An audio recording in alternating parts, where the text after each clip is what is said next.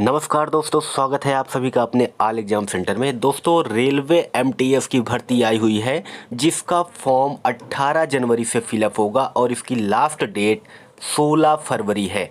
तो जिनको भी रेलवे एमटीएस का फॉर्म फिलअप करना है वो इस फॉर्म को फिलअप करते सकते हैं। ये आप सबका ऑफिशियल नोटिफिकेशन है।